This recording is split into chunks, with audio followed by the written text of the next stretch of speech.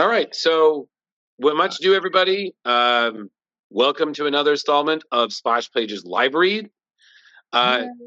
Today we are going to be reading Mike Mignola and the late great Richard Corbin's collaboration on Hellboy: The Crooked Man. Yes, we're fairly certain you'll figure out who is who. But we really hope you enjoy because we're all, I don't know, we're going to have fun. Let's do this. So, without further ado, Hellboy: The Crooked Man. Sword of Omens, come to my hand. I, Lion-O, command it. Thundercats, ho! And you're watching The Dorkening. The Appalachian Mountains, Virginia, 1958. A montage of forest and mountains close in on a road that leads to a rundown farm. Outside, an old dog lies in the dirt and a chicken looks in a broken window of the house from which voices are coming. She hadn't moved a muscle since I found her, and that's been 3 hours now. Lord only knows how long she was like that before I got here. She's breathing okay. Inside of the rundown house, a sick woman lies on the floor, a dark spot on her chest. Hellboy is looking her over while an old woman, 2 old men, and a little boy, all dressed in rags, fill him in on the situation. Yep. You didn't think maybe you should get her to a doctor? No medicine doctor's gonna do her a speck of good, son. She's witched. How do you know? This child didn't have no sense. I seen her fighting with Cora Fisher day before yesterday, and everybody knows that Cora is a witch. That be the same Cora Fisher lived up on Turkey Creek. Tom is standing in the open front doorway, taking in the scene. I knew her years back. She weren't a witch then. Lord have mercy. Can't be. Tom Farrell? Tom enters the house. Yeah, I ain't dead yet. You know something about this? I was just passing by.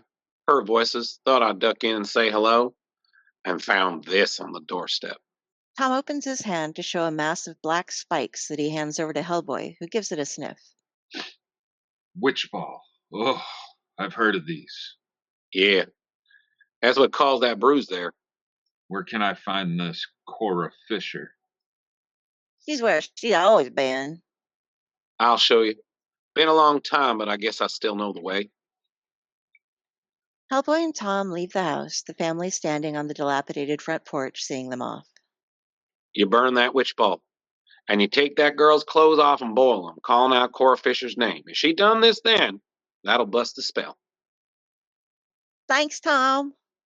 You be careful up there. First, I should stop and see my ma. She's dead, Tom. Long time ago. Her brother come up and fetch her. Took her back east someplace where her people are from. Oh. What about my pa? Ah, hell, Tom.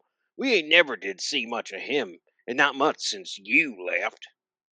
Guess he finally drunk himself to death back in the woods.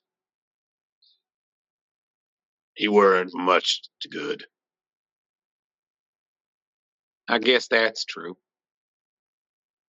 Hellboy and Tom leave the farm behind and begin walking along the dirt road that leads through the wild forest, heading to Cora Fisher's place. So, I guess you're from around here. Yeah. Been gone 20 years. Figure it was time to come back and see to some things. What brings you this way? Nothing really. I finished up some stuff down south and thought I'd just wander around for a while. You looking for trouble? Not really. I heard of you, you know. Recognized you right off. Oh, yeah? Saw a picture of you in Life magazine some years back. You were a cute little fella, like a little monkey. Guess you're all growing up now, though. Heard you've scrapped with some vampires and such? Couple times. All right. The path they have been walking on narrows. It crosses a small creek with a tiny waterfall. Flowers grow alongside the path now.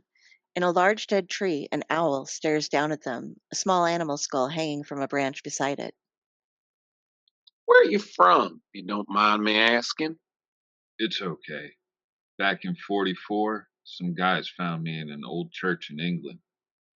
Don't that beat all? I've been some places, but I ain't never been there. Ain't in a church, you say? That's fine. Everybody knows the devil can't set foot in a church. You know I'm not. The devil? I seen him, and he don't look nothing like you. Here's Cora's place. Cora's house is run down and overgrown with foliage. A tiny stream runs in front of it. On the front porch sits an old rocking chair. There's a light on in the window, and smoke trickles out of the chimney. Cora! It's Tom Farrell! Come on here, Cora! I want to talk to you. When no one replies, the two enter her house. The steps are warped. A fire burns in a large hearth with a chair before it and a stool off to the side on the stone floor. Herbs hang from the ceilings. Bottles are lined up on shelves and on the mantel. Yes, she maybe ain't home. Can't hurt to look around. You knew her? When we were kids, she always seemed okay to me. I don't want. Oh. Tom lifts up a stone in front of the fire and discovers a cloth wrapped around a half-dozen witch balls. More witch balls. Yeah. And look at this. As Tom digs deeper in the hole beneath the stone, he discovers a Bible with a large red X across it and Cora Fisher signed below in blood as well. Ah, girl, what did you do? Hellboy is looking into the next room in the small house, while Tom pulls out one last thing from the hole. It's a filthy corked bottle with an insect trapped inside that is hissing. He pulls it closer to get a look at it. Something else.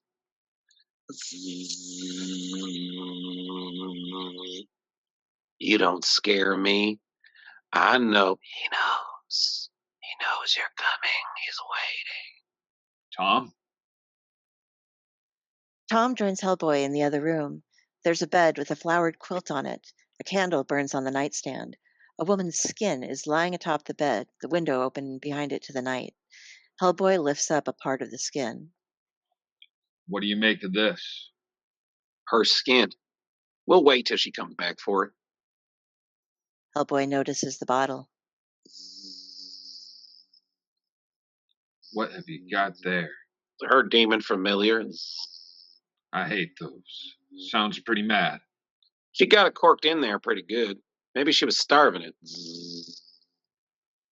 Tom sets the bottle on the table, and the two sit down to wait for Cora. Tom's back is against the wall by the hearth, and the fire gives an ambient glow and shadows their profiles. You said you saw the devil. 20 years ago, about a mile from this spot. Flashback to young Tom, holding down a branch to look upon something. I wasn't more than 15 then with no more sense than a sack full of nails. Her name was Effie Kolb. A naked Effie looks at young Tom, a branch barely covering her nudity. I knew right off she was nothing but trouble, but well, I was 15. She sure taught me some things. Young Tom and Effie hunch naked in the woods. Effie is showing Tom how to perform rituals. A circle with various symbols, bones, and stones is between them. She is drawing a triangle inside of it. A pile of bones from the skeleton of a small animal rests beside her. Effie was a witch, and she got me all turned around. Got me to thinking maybe I should be a witch too. All that talk about having power over the other folk, I don't know, she made sound pretty good. So one day, I found me a squash black cat. Young Tom holds the carcass of a black cat as far away from him as his arm can reach. Next, Tom is stirring a pot, faced away from it, looking ashamed. And while my ma was out, I boiled it till it all went to pieces. Then I took that mess down to the creek to wash out the bones. Young Tom crouches in front of the creek, the pot still steaming next to him as he dips the bones of the cat into the water to clean them off. In the name of Beelzebub, succubus, and archangel to hell, I pledge to be loyal to the devil the rest of my born days, to never pray to God again, and never to. If it told me whatever bone I was holding when the devil showed up, that'd be my lucky bone. Back to the present, Tom shows Hellboy the bone he wears tied in cord around his neck. Now, I was expecting that old devil to look something like you. No offense. None taken. But he didn't look nothing like you. In fact, I knew him right off. Not that I'd ever seen him, but I heard tales of him all my life. Flashback again to young Tom sitting at the creek, a bone in his hand. On the other side, approaching through scruffy trees, is a silhouette of a man with a cane, leaning hard upon it. His head, bearing a tall hat, is tipped distinctly to the side. Close up, the man's face is a grotesque gray, his mouth in an unnaturally wide smile, drooling. One eye is blind, milky, and staring up at the sky. The other is yellow and burning in a stare. Mr. Whitkins. That's what some of the old folks called him. Most just called him the Crooked Man. They say he got a big house back up there in the hurricane, that he was one of the first white men to come up into these mountains hundreds of years ago, that he was behind half the trouble between the whites and the Indians, and that he was for the British Revolution and played both sides in the war between the states. In flashes, on an orange background, there's a silhouette of the mansion, an image of the Crooked Man handing a Native American a bottle of wine and a gun, a silhouette of people watching a man hang from an incredible height, and finally, a silhouette of the Crooked Man, eyes and mouth showing from the blackness, with his hands on a burst open bag of gold coins. Folks always said he was only good for two things: causing trouble and making money from it. And that's what got him hanged in the end. But that cheap devil in hell sent him back. A hoard of souls now instead of gold. Let me tell you, one look at him scared all the bad thoughts right out of me. I lit for home swearing all the way to be good again. But for some reason, I never let go of that like a bone. Flashback to young Tom running scared through the woods. He approaches his house. On the front step, there's a toad. And what do you think I found waiting on my front step? Some say it was just a toad, but I knew it. He'd sent it. It was my demon. Rrr. Young Tom weeps. A train passes through the mountains in the distance. He'd sent it to me to help me do evil. So I just kept running. Didn't say goodbye to my mom and pa, just hightailed out of these mountains and hopped the first train that I saw. A few military landing craft are dropping troops onto a bleak shore with smoke billowing in the distance. A battle rages, a tank in a jungle setting, surrounded by troops in the process of either shooting or being shot. One man lies dead, another man's head is exploding. I didn't care where I was going. Eventually ended up in the Army, and they sent me to the Pacific. Got through that without a scrape. Back at the table at Cora's house before the fire, Tom is holding up the bone again. Because of this damn thing. It's got power in it, but I never used it. Never wished harm on anybody, not even those Japanese fellas. Think maybe that means I ain't really a witch? I don't know. After the war, I just bummed around. Hell, I guess I ain't been anything but a bum.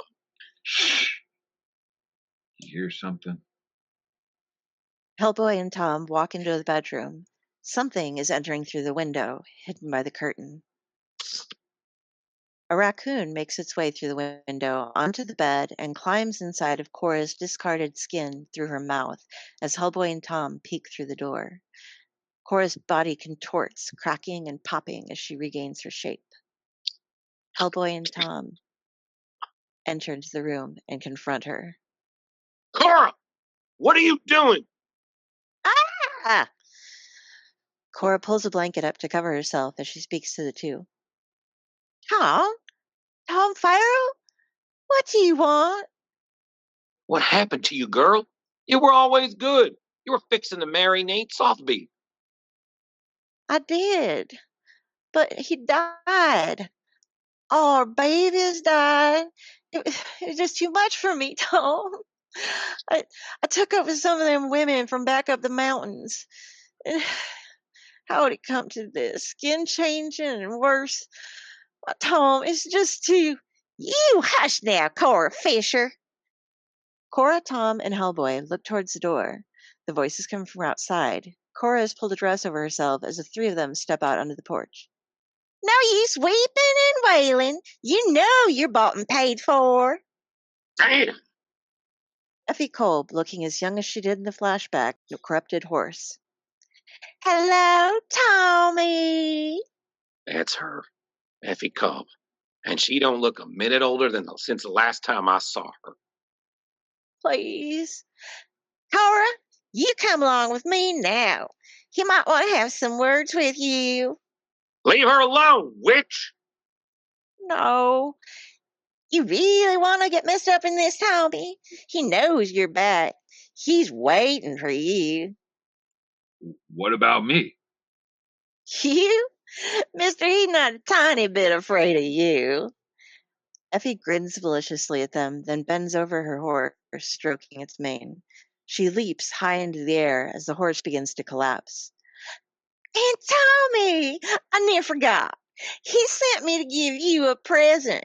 Afraid it don't look like much. I've been riding him pretty hard every night since you left. Crap. Guess he's pretty near wore out. Effie flies away, laughing as she goes.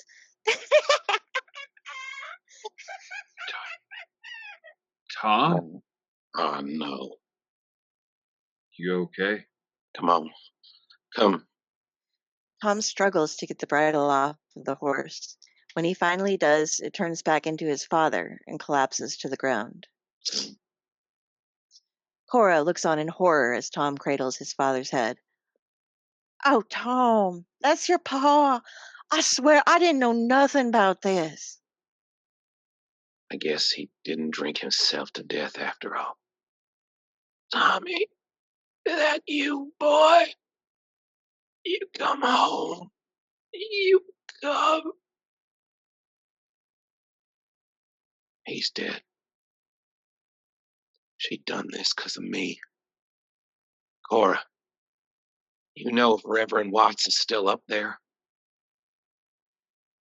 Charles Farrell is dead, his body even more emaciated than it was when he was a horse. That's back up in the hurricane, Tom. You can't be thinking going up there. He's up there waiting for you. I guess that's true. Guess that's why I come back after all these years, to have it out with that devil. But not before I get this old man buried in church ground. You got maybe a clean sheet I can wrap him in? I'll get something. Cora runs inside as Tom and Hellboy talk. The owl perched on her tree watches them. How about you, friend? Want to come along? I wouldn't miss it. I'd be happy for the company. Cora, you're coming along too. What? I came by my trouble by being plain stupid. But that girl had bad luck and came into this witch business through it, and it ain't fair she should burn for it. So we'll make that bastard let her go. Cora shuts herself back in the house and leans against the door, crying. The demon inside her insect bottle hisses. Tom and Hellboy look up the road towards the hurricane. A loud cracking sound resonates back at them. It's too late for me. He's gonna have me. If I can do right by her and my pa, I guess I will have done something. Cora has left her demon bottle behind, and its occupant is hissing. Through her open front door, the path is lit. An overhead view shows a long walk ahead with the trees thick on both sides. You want me to carry him for a while? No, I got him. You sure? Hellboy, Tom, and Cora walk close together through the grassy patch in the woods. Tom carries his father wrapped in a sheet from Cora's over his shoulder. Yeah. I figure this here's my burden to carry. It's like that felon in that old story. The one that had all his sins tied up in a sack on his back and he had to carry them. It's my penance, I guess. For all the foolishness of my youth. I guess you got your own burden to carry. I guess. You don't feel it yet. Guess not. You will. Yeah. One of these days. And that thing you're carrying, that's going to make these trouble of mine look like a tin full of canned pill of pennies. Tom, I can't go no further. Cora has stopped towards the bottom of the hill they were climbing. What's wrong? It's the mines. Old rusted machinery lays discarded beneath the trees. In open patches, rusting carts and broken boards are being taken over by the undergrowth. The mines? coal mines. The mounds around here are snake full of tongues. And they're down there. I hear 'em. They? Look at this here fella here. You think he can't handle any trouble that cook up? No, not the ones down there. The Malusian witches? The who? Malungian. Supposed to be descended from the settlers who disappeared at Roanoke Island, got mixed in with the Croatian Indians. There's all kind of crazy stories about them. Deformed witches wearing clothing and jewelry mostly made of bones and teeth grimace menacingly in the night. No, I can't. They're supposed to be a special kind of evil. It's true. They were never around here much. Not till that big cave in '02. My pa used to tell me about it. 100 men got trapped down there, and for a day and a night, the air was full of them Malusians, flying up here and down into that mine. More deformed witches, these partially dressed in plain gray garments, some nude, fly through the sky over the forest. Pa says that there was some screaming down there for a while, but nothing. He figured those witches went down there to eat those fellas. I hate that kind of crap. And he never tell of any of those witches coming back up out of there again. Hellboy, Tom, and Cora are standing on the rusted tracks from one of the mines. From beneath the ground, horrible, filthy bodies crawl amongst rotting wooded boards and skeletons, their eyes shining in the dark. Cora Fisher! Ah, they know my name! Cora collapses in fright. Cora, those witches haven't got any power over you and no power at all till after dark. As Hellboy helps Cora to stand, the full moon rises over the thick trees. What the hell? Please. I don't get it. Shouldn't be past noon. Maybe I'm messed up coming this way. We're in the hurricane now. We're on the devil's time. Please. It's just this way's the shortest way to that church, and We'll be all right. Back underground, the witches are focusing on Cora. Cora Fisher? After the invocation of her name, Cora grips her heart in pain. She begins collapsing as Hellboy tries to lift her. Ah! Cora! Come on.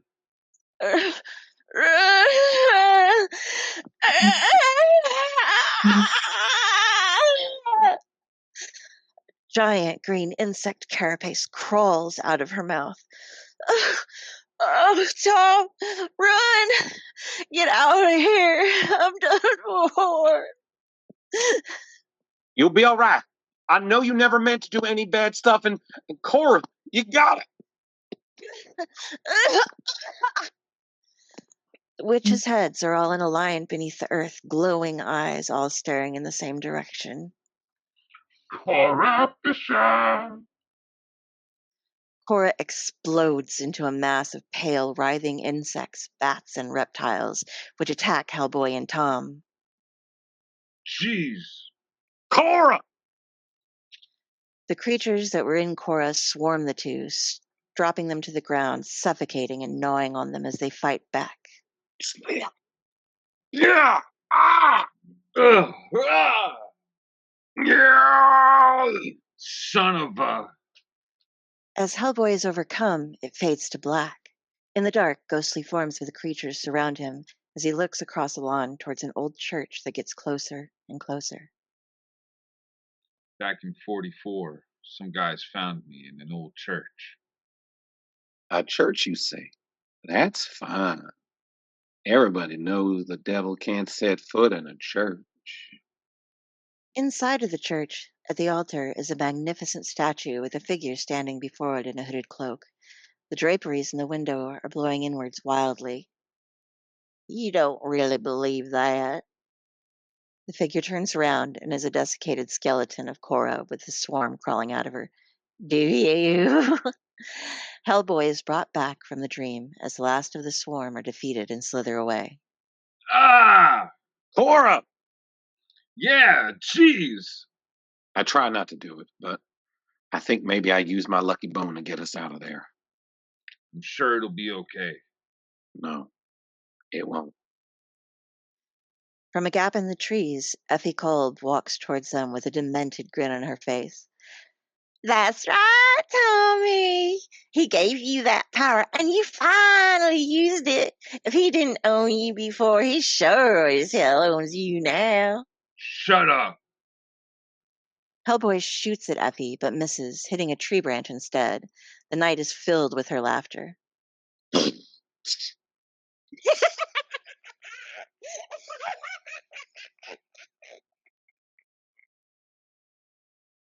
I kind of wish I'd taken a shot at her back when she was sitting on that horse. Oh, sorry. I mean, your dad. How far is that church? Not far now. Tom picks his father back up, and they walk through the night to an old church surrounded by a rickety fence and a number of graves. There are lights on in the church. When they enter, the inside is a mess, littered with fallen pews and cobwebs, lit by a lamp sitting at the table. Reverend Watts is waiting for them. He is old and blind, wearing his clerical attire. Hello? That you, Tom Farrell? How'd you know I was coming?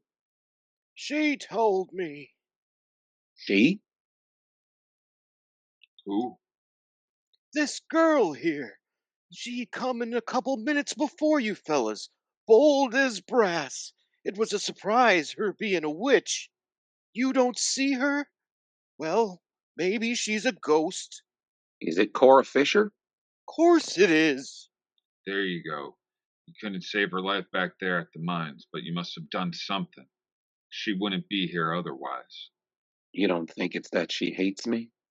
The devil might have got her body, but he didn't get her soul. Lord be praised for his little mercies. Thomas set his father's body on one of the pews. Cora's ghost is visible for a moment. Amen. I know what you come for, and we'll get your pa buried right proper. Don't worry on that, but we'll hold off on doing it till morning. Good idea. What's out there? Outside of the church, from within the woods, witches approach. Tom and Hellboy look through the windows, and outdoors, witches surround the church, stopped by the rickety fence. Lots of witches round these parts, always have been, but used to be more regular folks. Nowadays, mostly just the witches. They come nosing round here most nights, but it's consecrated ground. They can't touch it. The magic don't work here day or night. You think that's true, Tommy? Amongst all of the hideous witches, Effie has arrived. Inside, Hellboy, Tom, and Reverend Watts observe, and Tom works through his guilt. I brung this on myself. I took her with that girl out there when I was a kid. I knew it was a sin, but I done it anyway. And she got me mixed up in witchcraft. You were a fool, Tom, and I guess it's right that you suffered for it. But the Lord knows you've got yourself straightened out, so you'll be fine. I won't. It's because of me my pa's dead, and Cora. I tried not to use the power of my lucky cat bone, but I'm sure I did back there at the mines. That means I'm as bad as them. You cut that out. That's Effie Kolb out there. I knew her since she was little, and she were never any good. You're nothing like them. Outside, Effie holds her arms out as if summoning Tom into her brace. Tommy! I am. I'm a witch. Inside the church, Hellboy starts walking towards the door. All right. It's about time I... Hold on there, son. Hey, Outside, the Crooked Man is approaching the gathering of witches and joins them. Let him go, old man. I ain't afraid of him, and I sure as hell ain't afraid of you. You got Tom Farrell in there. That boy owes me something. The Crooked Man. And I've come to collect. The Crooked Man is addressing the church, trying to lure Tom out. Hellboy and Reverend Watts stand near Tom in support. Come on now, Tom. you and me had a deal. You wanted that witch power. You had it all these years. Sure, you hardly ever used it. At least not anyway I'd like. But you still gotta pay for it. Fair's fair, Tom. Now you come on out. I'm done for. A miser he was in life, and that he still is. Don't you listen to him. Tom, I'm waiting. Reverend Watts shouts out of the church doors at the crooked man. You get out of here, devil! Whatever makes this boy's made, he's come to the Lord now! How long you gonna hide in there, Tom? You're mine. I will wear you out. I will heap on you, son, 100 times worse than what your daddy got. Tom looks resigned. His father's body is wrapped in its sheet laying on a pew beside him in the church. Reverend Watts holds him back as Hellboy looks on. Scenes flip back and forth from within the church to the witches and the crooked man outside. Don't listen to him! But he's got me. Fair's fair. I used that cat boy. At the mines.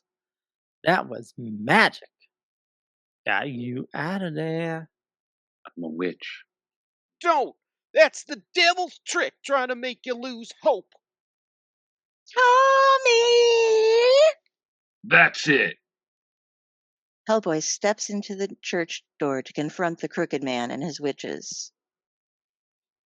Ooh. The crooked man summons posts from the fence and sends them flying at Hellboy, penetrating his chest and knocking him back to the church. The gathered forces outside laugh mockingly. Hey, oof, son of a.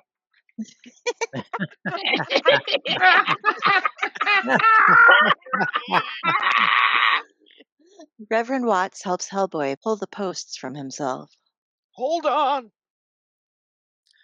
Come on, Tom. I've got other places to be tonight. Reverend Watts walks out of the church filled with rage and determination. Enough!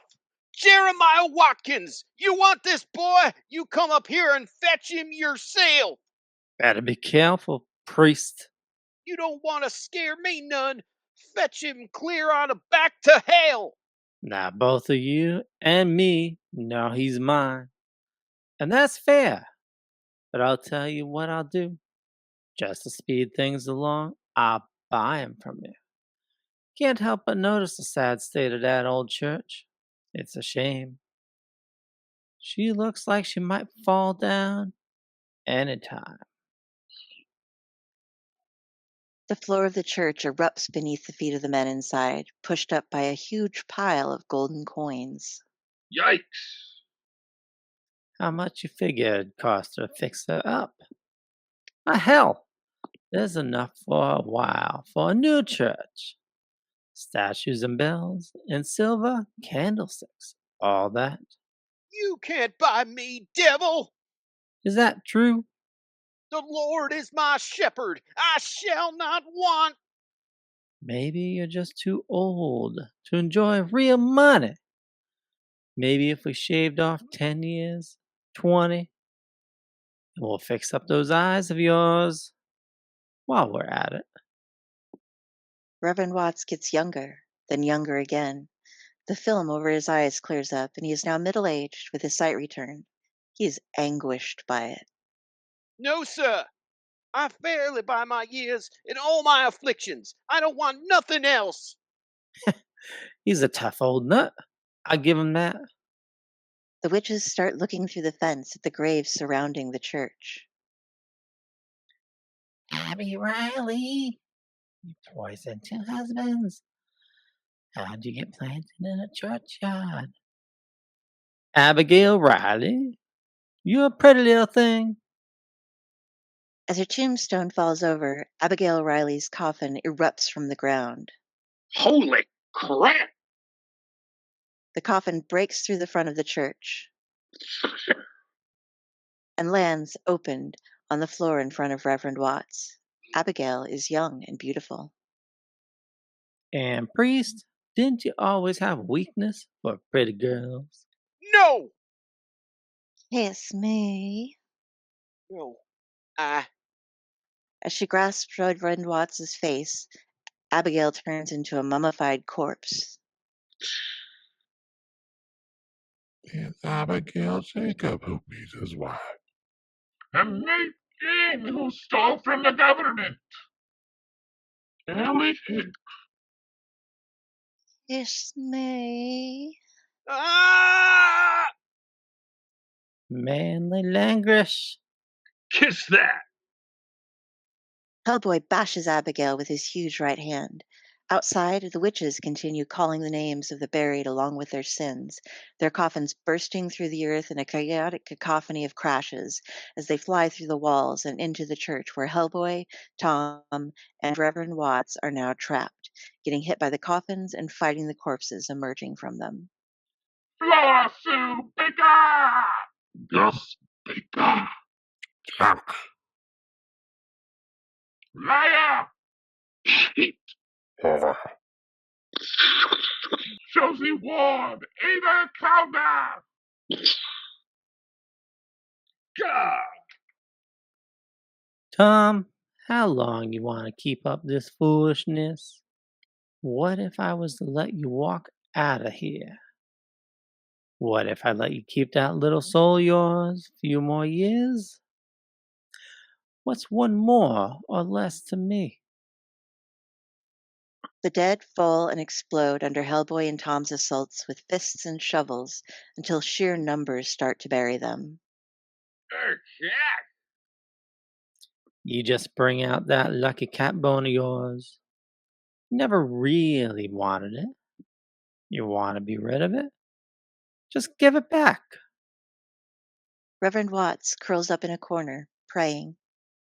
Lord, take my eyes away. I don't want to see no more of this. What you say, Tom? Reverend Watts has been restored to his old age and blindness. Thank you, Lord. I'm starting to lose my patience with you, boy. What about you? Whatever old Tom may or may not be, we know what you are. What did he say? Devil can't set a foot in church? Maybe not the run-of-the-mill sort, but a special one. One meant for special great earth-shaking things, you know. Hellboy is momentarily engulfed in flames. He breaks out of it and goes back into busting up the husks of the dead. Shut up. Come on, be a sport. Reach on over there, snap Tom's neck for me. Fetch me that lucky bone of his. Come out of there. We'll have a good old time. You hear that? He's not after your soul. It's that bone. The little bit of power that'll give him in hell. He can't stand to be parted with a nickel's worth. You not using that thing for mischief is driving him crazy. And you stealing from him? I never meant to. Reverend Watts is filled to the brim with the vengeance of the Lord as he works to free Tom from his thrall to the crooked man through the cat bone. You just hand it here. I'm all fired up. Gonna give it a crack at it. I think I'm gonna bust that evil wide open. I'm gonna squeeze it. I'm gonna squeeze the Holy Spirit into this thing. feel it. I feel it. Now give me that shovel. What? His rod and his staff, they comfort me. Reverend Watts draws a cross on the shovel with the cat bone. It's burning a bright white light. He then hands the shovel to Hellboy. Now here, you take it. You know what to do. Why him? Shouldn't it be me that? The worst of your troubles are behind you, son, and that fella's got a hard road ahead of him and no end of trouble. Let him get some licks in while he can. Hellboy leaps out of the rubble of the church, wielding the shovel. He brings it down in the same burning white light on the crooked man. Ring. The crooked man disappears. The witches cry out and then are hidden in a cloud of smoke. The shovel has broken in two. Hellboy is blown off of his feet and is laying in front of a pile of wreckage from the church. Damn. The witches flee, following the cloud of smoke. The pieces of the shovel fall to the ground beside Hellboy. That was something. It's the next day. The sun is rising over the mountains, showing a mass of rubble in the churchyard. A new wooden cross is in place bearing the name Charles E. Farrell. Hellboy, Tom, and Reverend Watts stand in attendance. Rest in peace, old man. I'm sorry I wasn't there for you. Life's rough, son. Rougher than some others. You just do the best you can. Guess I know where you fellas are headed. Crooked Man wants that bone back? Guess I'll give it to him. You already beat him. Gotta make sure. Then we'll come back and help you clean all this. Maybe we can put up a marker here for Cora Fisher. I bet she'd like that. Be careful up there. Thanks, Reverend. We'll be back. Hellboy and Tom leave the gates and walk off into the woods on their way to the Crooked Man's home. Reverend Watts stands before the wreck of a church with the ghost of Cora Fisher behind him. As far back as anybody can remember, this part of the mountain's been called the Hurricane. I never heard why. Indians say it's always been bad. They say there's ghosts and critters up here older than the flood. Hellboy and Tom walk once again in the darkness of the hurricane, full of dead trees, undergrowth, and strange animals. I can believe it. Wow. I guess this is the place. There ain't nothing natural about a place like that being way back in here. A huge Gothic mansion dominates the scenery, complete with sculptures and gargoyles. It is in pristine shape. I know what you want. You come for my gold, but you can't have it. It's mine. As they walk through the house, they find the Crooked Man's current form. Its coils of spines, teeth, crab-like claws, and eye stalks ending in human eyes. It rests upon a table in the house, surrounded by jars of coins. Jeez, that's kind of pathetic. I almost feel sorry for him. I don't. You want this, you old bastard? No! The jars all explode, and the remains of the Crooked Man crumble to mostly ash. Well, Yeah, I'm thinking about that gold, though. I'm thinking those were all the souls he got hold of over the years. If they were souls, what happened to them? Did I just set them free? Or did he take them back with him? Or did he take them with him back to hell? I don't know.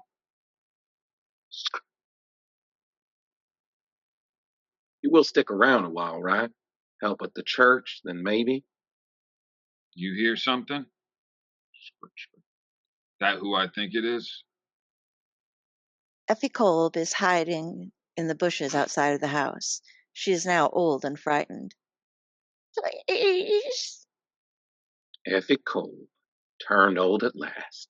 And here, I've been carrying this thing all this time. So I could give it back to you, I guess. Tom pulls the bridle that Effie had used on his father out from his coat and starts to put it on her. Please, Tommy, don't. Effie turns into a bedraggled horse. Not a very Christian thing to do. I like it better this way. I wonder where I can get me some paint. Effie Kolb, now a horse, stands with the words, "Beware, I am a witch," written on her side in red paint as Hellboy and Tom walk off into the distance. The end. The end. The end. Yay! Ta-da! Nicely done. Well, We did it. Leo, nicely done, everybody. Great job. Great job. Excelsior!